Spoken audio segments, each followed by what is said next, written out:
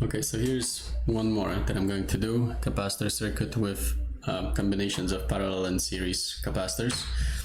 Our goal is to find all voltages and all Qs,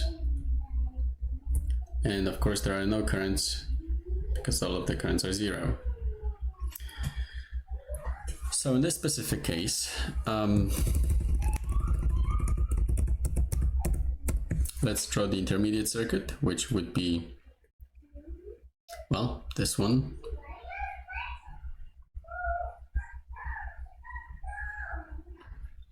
Right, and I can actually stop here. I could go all the way to finding the single capacitor that represents this whole circuit, but I don't need to go there.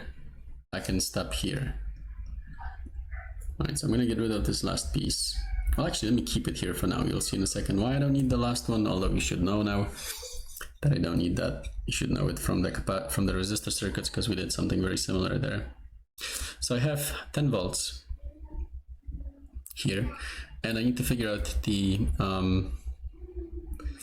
capacitor here and capacitor here. This capacitor is represented by these two. This capacitor is represented by these two. Now, capacitors in series are done in series. You do 1 over, so it would be 1 over CQ that I need would be 1 over 2 plus 1 over 3. So I have a half plus a third, that's 3, 6 plus 2, 6, 5, 6, that's 6 over 5, 6 over 5, that's 1.2, I think. So I would have 1.2 farads on this capacitor. And then likewise,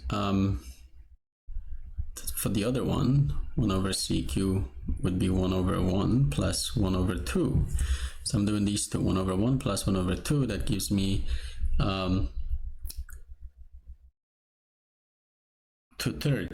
Well, after I flip it, it's 2/3, and so that'd be 0.67 farads is what I have on this one. And then if I wanted to, I could figure this one out. That's easy to do. It would just be the sum. So I would have 1.87 farads. In case you're wondering where I got the number from, 1.2 plus 0.67 is what I would have. And then this is 10 volts. And I could figure out Q on this one, but I don't need to do that. There's no need to play with this circuit. I can work backwards from here. So what I can do now is I can figure out Qs, right? Since, let's get rid of, oh, that's not what I want. Let's get rid of this. Actually, do I want to get rid of this? Yes, I do want to get rid of it. And okay.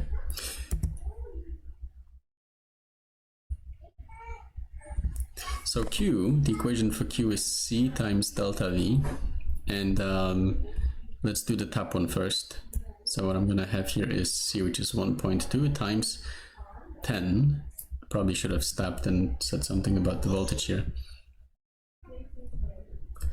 So if I have 10 volts at the battery, then I must have 10 volts here, and I must have 10 volts here because these are in parallel with the battery.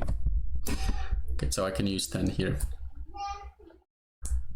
That will give me 12 coulombs, and let's call this C1, delta V1, Q1, and then the second one is going to be C2 times delta V2, and the second capacitor is 0.67 times 10. This is going to give me 6.7 coulombs.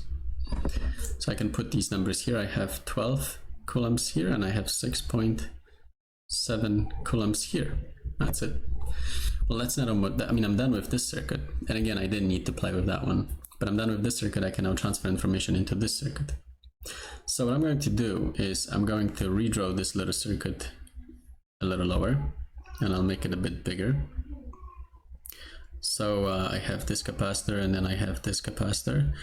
This one is 2 farads. This one is 3 farads. Then I have this capacitor, and I have this capacitor. And this one is 1 farad, and this one is 2 farads. And then the voltage at the battery is 10 volts. All right, so now what transfers is the charge.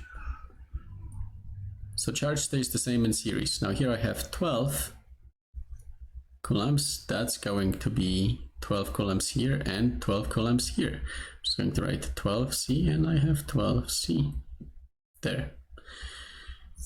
Okay, now let's get rid of this thing.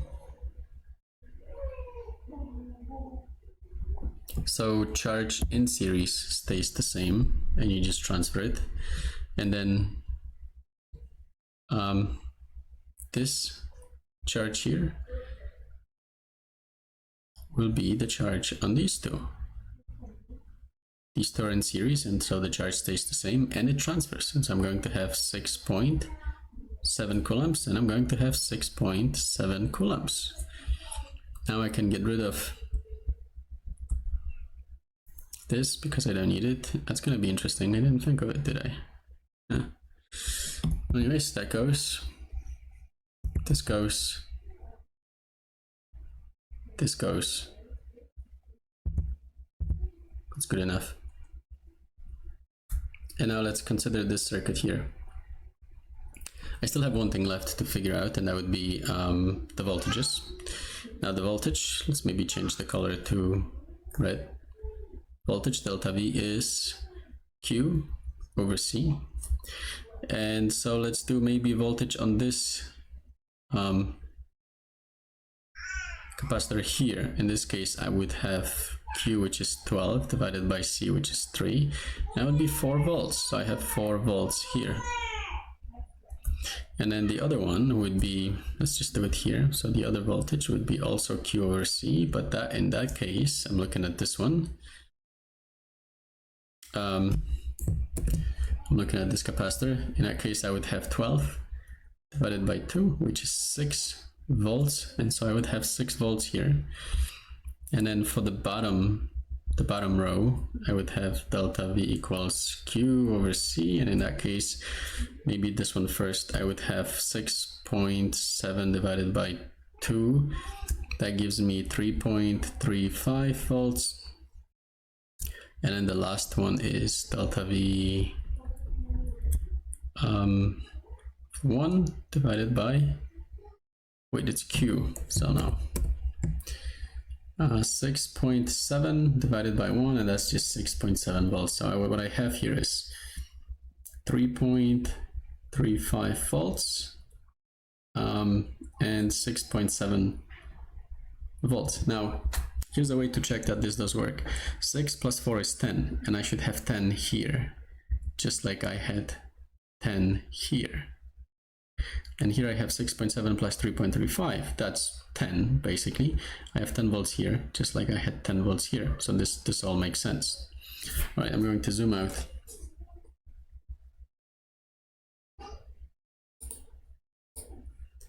And here's the circuit.